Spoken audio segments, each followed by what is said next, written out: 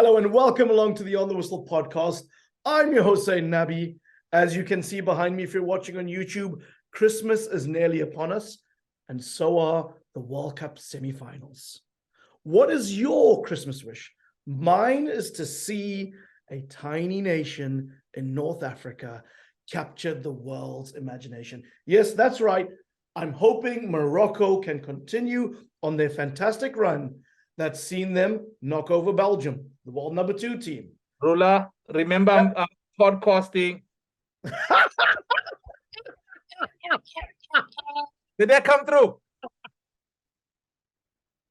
We are keeping it in because around the braai, anything can happen. Courtney Freese, he's flying with us, our former PSL winner. Welcome, the father to Stavrula. How are you doing?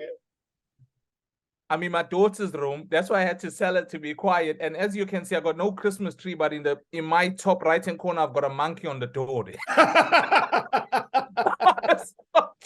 You know, man, and if you look in the top right-hand corner again, there's some soft toys there. How can I be here? I own the house. Zayn, don't listen to Courtney. This is his bedroom. Those are his toys. Don't believe him for 1 minute. And you see, Oh Alasdair, my God, that is I'm why so embarrassed.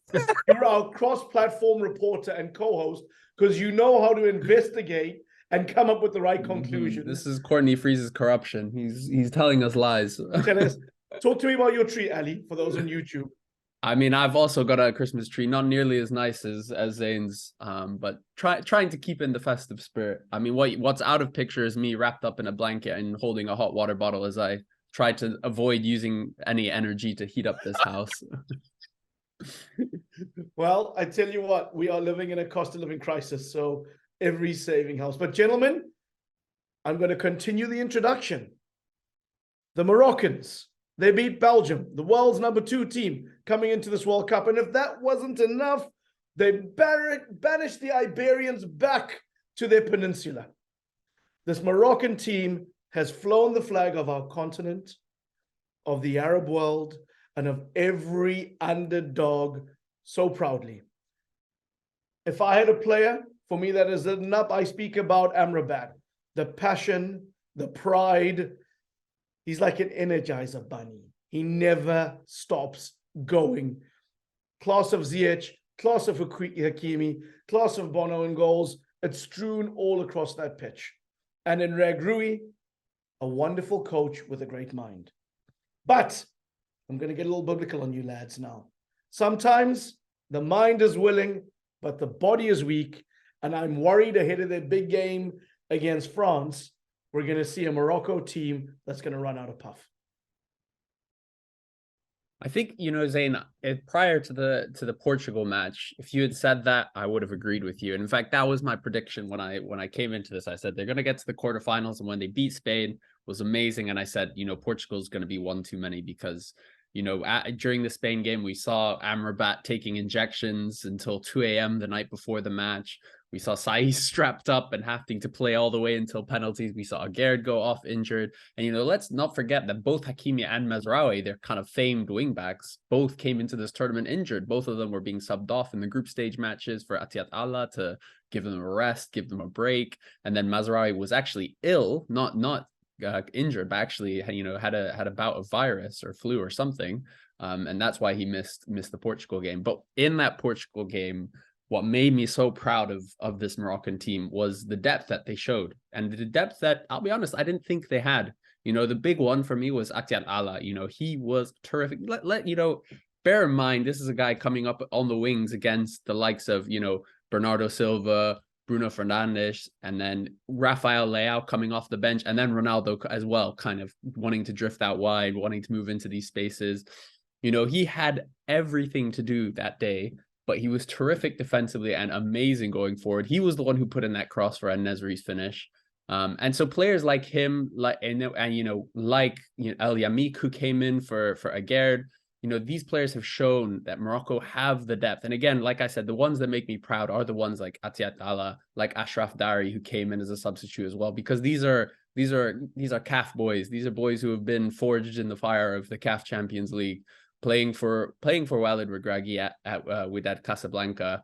But it's great to see Yaya Jabran as well coming off the bench. And I think for me, that gave me a lot of hope because it shows that there is the depth. You know, whether Saiss can manage to come back in some miraculous way again, I don't know. You know, we might be in a position where it is El Yamik and Ashraf Dari and Badr Banoun, you know, that might force Morocco to go to a back five instead of a back four. We don't know. But for me, they have the depth. And in the positions that they don't have the depth, those players have fought. And so for me, that's the big question. Is not if the team can keep fighting, but for me, there's three, maybe four players that have to be on their top game. The biggest one is Amrabat. You know, he has been sensational. For me, the player of the tournament. His defensive work, the way he breaks up play, sensational. But the other one for me that has been instrumental is Ounahi, Azzedine Ounahi, the midfielder. Because the one thing that, you know, I see a lot of lazy analysis of this Moroccan side saying, you know, they're just sitting back, they're defending really well, they're really organized, but that's it. But they're not just parking the bus. This is a team that gets up the pitch. They defend as a unit, but they defend together, whether it's in the middle third or the back third.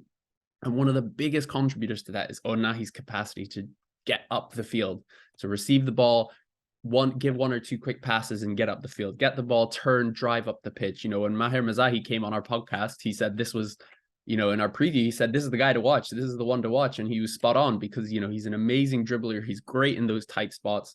So for me, him and Amrabat, they have to be kind of riding high. They have to be pushing as hard because if they don't, if they let Mr. Griezmann get on the ball in the way that he did against England, you know, he's going to run the show because he's sensational. But for me, if those two are on it, Morocco have a chance. Let's not beat around the bush.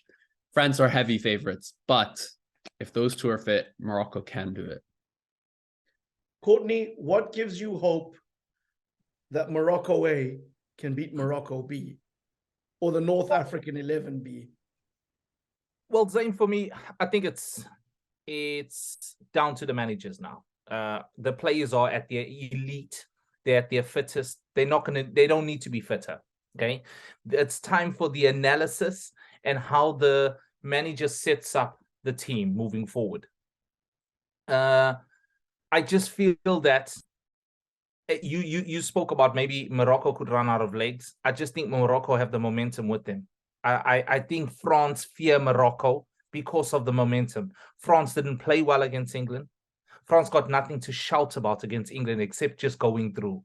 But Morocco got the tide of momentum with them. Their front three, I just think, is excellent at the moment.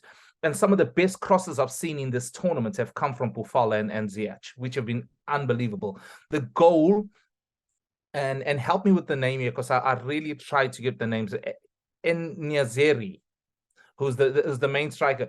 The goal was exceptional. The leap, the jump. Because I was trying to think to myself, I don't know if you guys can remember Ronaldo's goal against Sampdoria, where he was clocked at about 2.6, 2.7 meters high, and he got the header in. I just looked at the guy's jump on the weekend. Unbelievable leap to get the winner in there. So I think, firstly, the team is set. The team is ready. As you said a bit early, Amrabat is an unbelievable Duracell Energizer Bunny. So it's down to the managers. Where is France's strong points? Left wing, where Mbappe is, and Griezmann on his left foot. The rest of the team is, I think, wanting, if I must be very honest. You know, they are not that potent team they were 4 years ago. They are not. Let's just be very honest there. And I think because of that weakness they have, I think Morocco just go for the juggler. And you may not need to, Alasdair, I think, pointed this out, you may not need to throw the kitchen sink. Who cares? Sam Allardyce this thing. Sam Allardyce it. Win 1-0 playing ugly. Who cares? We want the W. All right, guys, I only have two more questions. I know we can talk for a long time. Where will this game be won and lost? For me, the game gets won in the change room. The game gets won on the manager's team sheet. The manager plots a victory here. The manager sits down. He's got the troops with him. The players are with him. They now believe. Because you must remember, Morocco are not the non-believers anymore. They are the believers. So he's taking them at their most confident to their biggest obstacle now, because that's who France are. The game gets won in the change room, on the calculation boards. The tactics win this game. And I think, again, to build off that, the tactics so far from Morocco have been spot on every time in terms of how to nullify, because what Morocco have done so well is they've not just defended deep, like I said, but every single game they've identified who's the key player and how do we stop them. So, in that first game against Croatia, Modric was, every time he got a ball, he was being chopped. And you saw how fired up Morocco was. There was that image of, I think it was Amrabat in the first 3 minutes making a tackle on the wing. And just the entire stadium kind of lifted and he's screaming. And I think this 3 minutes into the World Cup, man, you've got, 5 games left. Let's relax. And then they did the same against Belgium with De Bruyne. They cut him off. Against Portugal, for the most part, they were able to shackle João Felix and Bruno Fernandes. We saw the 1 or 2 times they got in good positions, they threatened. And against Spain, it was more about playing that deeper block because we know that Spain really struggled to break that down. But I think for me, the question for this game, and which is so fascinating, is because France's best player, undoubtedly is Kylian Mbappe. You get him in a 1v1 situation, he will rinse you. And Griezmann's been superb this tournament, but for me, it's Mbappe is always going to be the biggest threat.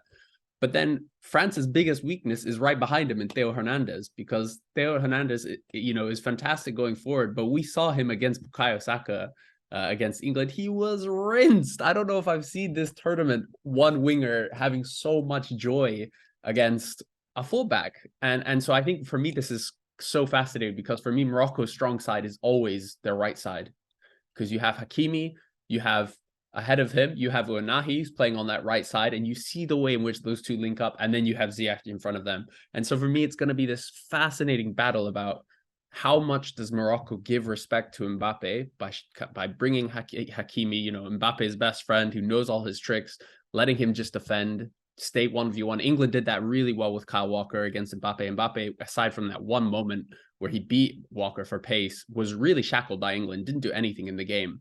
So how much respect do they give him versus how much do they really have a go at Theo Hernandez? Because Ziyech isn't the same as Bukayo Saka. He's got a lot more talent in terms of his technical quality, but he's not quite as fast. He's not as quite sharp as Bukayo Saka. So I think that's where the game is won and lost for me, because Morocco, we know they're going to clog up that midfield. We know that they're going to be disciplined defensively. And so for me, it's all down that right flank. How much joy does Ziyech get against Hernandez? How much joy does Mbappe get against Hakimi? And I think it's so exciting because that's Morocco's right side. I don't think there's a stronger right side in the World Cup. Certainly not still, when you see the performances of Hakimi, Ounahi and Ziyech. But, France's left side is arguably the strongest of any just because they have Mbappe and no one else. That doesn't matter because he's such a quality player. So I think for me, that's where it all comes down to, that one wing, that one flank. So, Alasdair, Courtney, 4 years ago, Nigerian legend Sunday Oliseh, he made a bold prediction about Morocco being a beautiful bombshell. Courtney, this is something you've spoken to both Alasdair and I about. Do you want to read his quote? So what did he say? If the Moroccan team had the same facilities that the Japanese have had in preparation for the World Cup, Morocco will go to the semifinals. Oliseh said this on a TV interview in 2018. But he said that in 2018, right? And you got to respect him. He's a big man. He's not a nobody. Won the gold medal at the Olympics with Kano. But Alasdair pointed out this when he was at the Ladies African Nations Cup, the facilities, the investment that Morocco. Alasdair, I remember speaking to us very clearly about it. He said, listen, there's something being built there. So this nation has put the investment in and they are primed to do something big. And this is why I say, Zayn, the momentum is with them. France are actually, if I'm the French national team, I'll be like, we got a bit of a problem here. Because these guys, they have no fear factor. And that's the worst thing to be, You have no risk factor. Because Morocco are supposed to lose. France are not supposed to lose. They get no credit. They get more credit from losing well or even winning. But now France will almost be decimated if they don't win. How can they lose to an African team that's never got so far? What a disgrace. It will just be a humiliation. And I can't wait for it to happen. Just remember, on this pod, somebody did call it. I don't know who, but someone did. It might have been you. It might have been you and Ali. I can't be that if I'm good. correct, Francis went for Cameroon and I went for Senegal to go the deepest. Hey, listen, let's just talk about those, because those teams have just made me upset. Cameroon and Senegal are like the Derek Chisoras of heavyweight boxing. I'm sick of them. All talk, do nothing. There's Morocco. Senegal won the African Cup of Nations. What are you talking about? Hold on. Okay, win the African Cup of Nations. Morocco got knocked out by Go Egypt. to the World Cup. Go on the bigger stage. Go do it. Hey, go do it. On a list, my friend. Eric Chisora called out Tyson Fury. He didn't even go 12 rounds. Couldn't do it. Nah. Don't get involved. I'm not sure I agree with those analogies, but I'll ask you boys one more question before we wrap the pod. Walid Regragui has said that Morocco are the Rockies of this World Cup.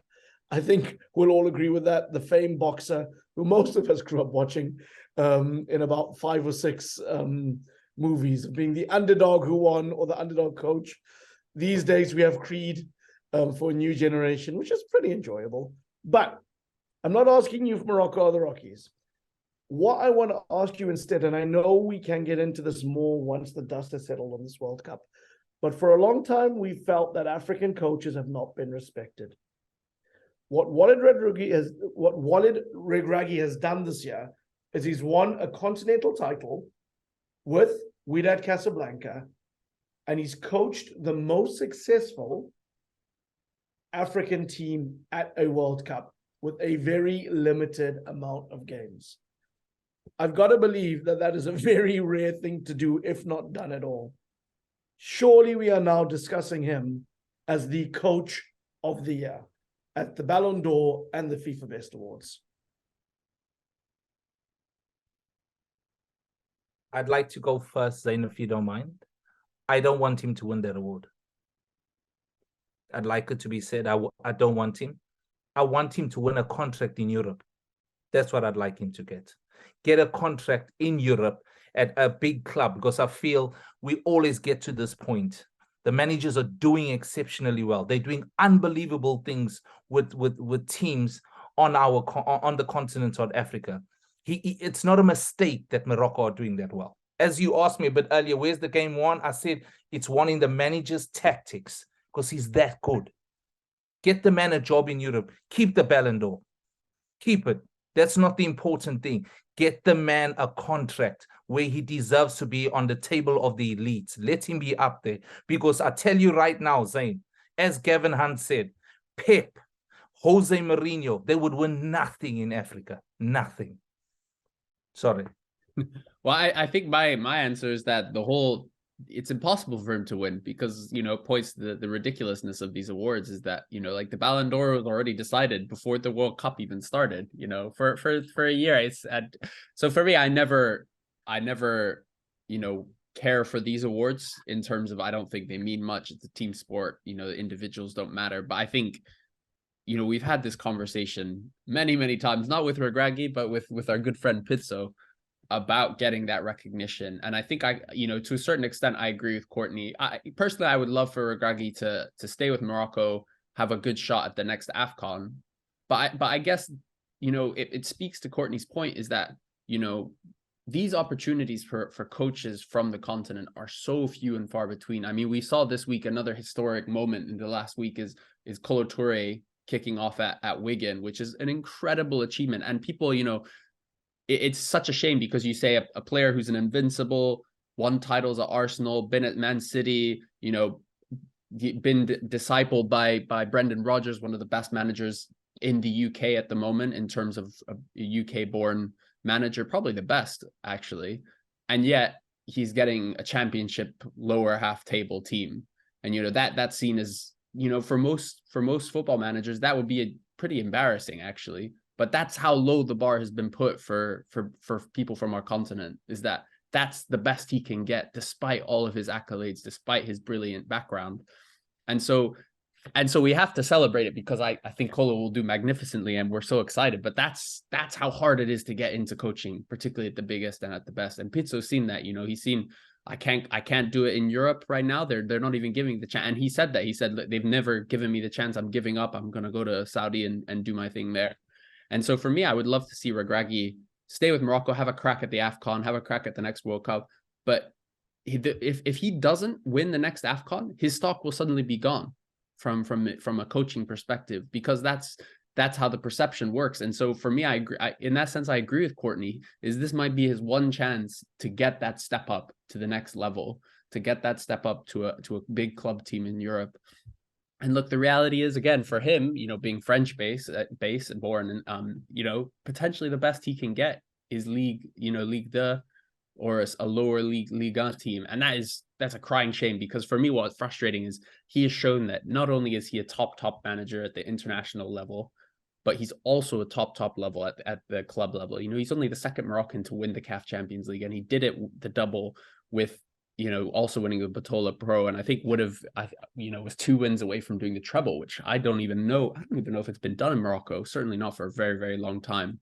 And so for me, I agree with Courtney. What matters is not the awards, the accolades, whatever. What would be great on his CV is manager of the tournament at the World Cup, which for me, he's already got, and if he doesn't, we'll have words. But for me, yeah, the biggest reward he can get is that next step, and see where is his next option, where can he move from here, because that has to be the conversation, is where is the next progression.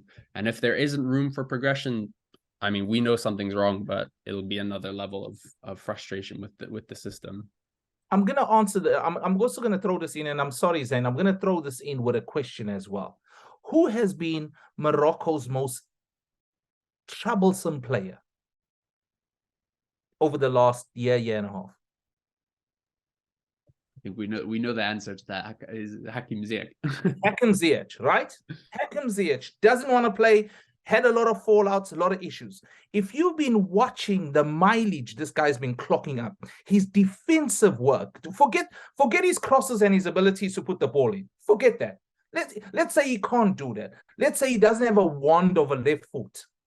Look at his effort, work rate, and team dynamic. Who orchestrates that? Who brings him into the setup, gives him value, and says to him, we need you, and I also need you to put in a shift. Not just come on the ball and be a Pogba. No, put in a shift.